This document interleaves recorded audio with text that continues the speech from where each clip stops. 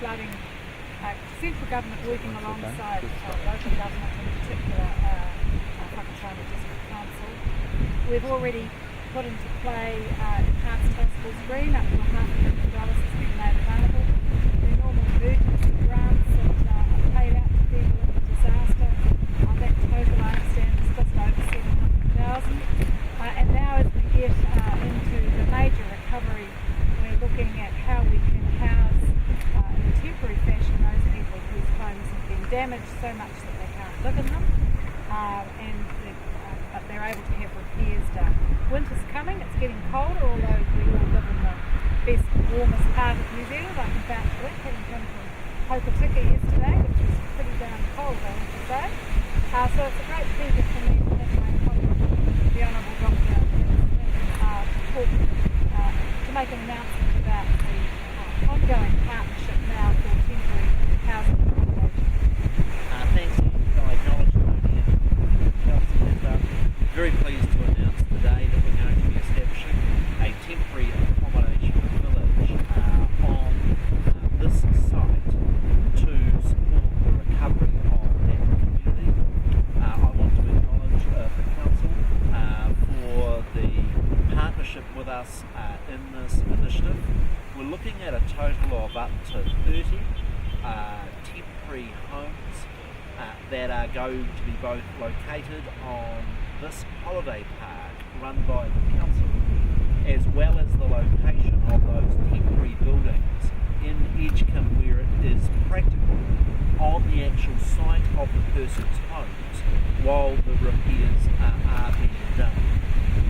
Sadly, our government's getting quite experienced in dealing with natural disasters. We found the temporary accommodation villages in Christchurch, and yesterday I announced a temporary village in Waiea as a really important part of the recovery effort. We want people to be able to maintain their use of schools, sports clubs, and as much as possible want them to be able to stay in their own community. If there is a difference from our experience in Christchurch, is that there is a shorter demand in that we are more hopeful in the sort of 6 to 12 month period as compared with the earthquake type scenario where people can stay in their homes temporarily but the repair is over a longer period. Now the financial arrangements between the government and the council is that we are providing funding effectively for a subsidised rental for these housing units. The government has beaten the cost of infrastructure, but the council is responsible for managing the site. The council has also agreed to be as helpful as it can within the law around dealing with the resource and building consent issues. Yes, we want to make sure that we do a quality job, but it's got to be a fast job. My understanding is that the works for infrastructure will start on this very site next week. We can expect to see the first homes, temporary housing units, arriving both in Edgecombe and here over the next month, and for those families to have access. We're also using some of the caravan stock here. We already have 2 Edgecombe families based here, and we would expect over the course of the sort of next 6-9 months to have of the order of about 50 or 60 families helped through this initiative. Obviously we're also trying to maximise the use of the existing accommodation both in other holiday facilities, motels and the like, social housing like the Housing New Zealand that has houses, and through the Edgecombe Temporary Accommodation Service using other private accommodation.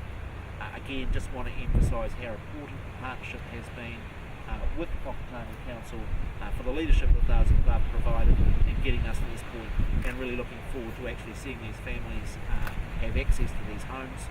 I think it's a bit like Christchurch, and that is you can sort of shack up with the other families, the rallies, for a few weeks, but in time that's not sustainable, and that's why this initiative is important. Yeah, thank you, Minister. I think we were really thrilled about your announcement today. Our council this morning passed a resolution to buy starting off the stage 1 is 10 portable home units to come in here, and with the partnership that we've got with government, meaning that it's affordable for our community as well as the people of Edgecombe. So one part of it is we're really thrilled that they will be going out on the properties out of Edgecombe as well, because we're trying to keep that community together. This is an exciting thing because we're moving quickly, and then of course we're moving into the Livable Home project, which is we're getting those houses up and running as quickly as possible. So I think we're all thrilled, and the whole council task today. Have you answered any questions?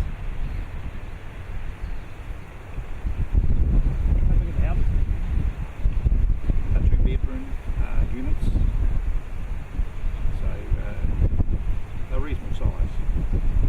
Some of those in the Edgecombe area depend on what the specific needs of the households are. So I'm advised by officials that for some of the homes, just having a temporary 1-bedroom bathroom unit's what's required. Those on this site are 2-bedroom. Some of those that are being provided in Edgecombe Township are single units. Some of them actually, the bathroom facilities is not part of the house that is damaged, and so we're taking a very pragmatic case-by-case example. That's equally why we can't tell you today exactly the number of units.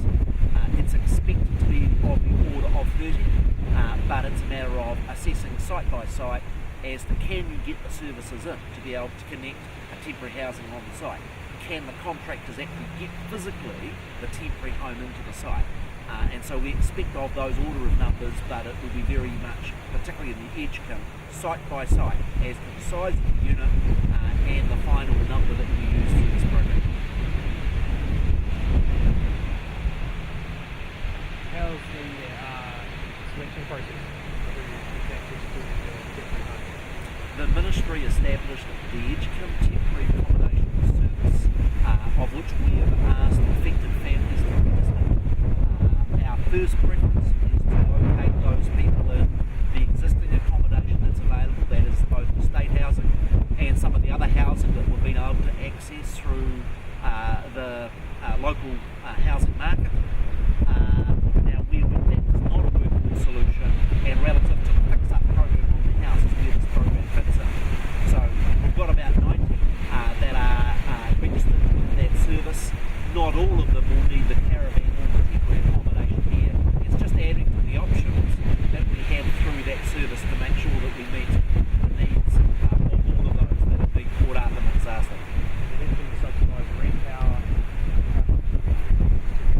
It does vary on the individual household situation. Some of them have full insurance policies, and as a consequence, neither the government nor the council wants to be in the business of letting the insurance company off the hook for what's in their policy, which includes an allowance for them being able to pay a rent. Other families are in a lot more difficult circumstances. So it's very much assessed on an individual case. It is subsidised. That is, the government's effectively putting its dosh into the game to make sure these families get the support they need, but it is done on a case-by-case example.